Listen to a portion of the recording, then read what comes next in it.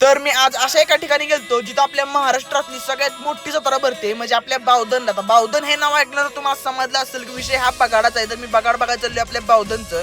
जायच्या अगोदर गाडीमध्ये गचमध्ये पेट्रोल टाकलं, आम्ही आमच्या मार्गाने निघालो. थोडाच उशीर प्रवास केल्यानंतर आम्ही बावधनच्या थोडंफार जवळ पोहोचलो बरं का. आता इथनंच ट्रॅफिकला आणि गाडी पार्किंग लावायला सुरुवात झाली होती. इतक्या लांबनं गाडीचं ट्रॅफिक सुरू झालोय आणि पार्किंगला सुरुवात झाली. ह्याच्यातून तुम्ही विचार करू शकता की इथं गर्दी किती असणार आहे. आम्ही पण आमची गाडी पार्किंग लावली आणि जिथं बगाड असतं तिथं आम्ही चालत चालत चाललो.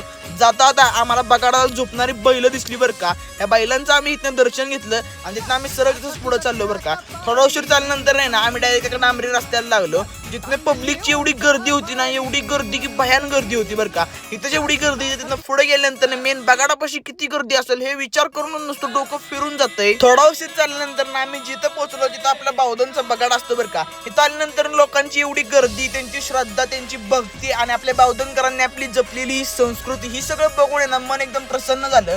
काळ भैरवनाथाचं चांगलं म्हणून आपल्या बगाडाला सुरुवात झाली. बगाडी त्याचा नवस फेडण्यासाठी त्या बगाडावरती चढला.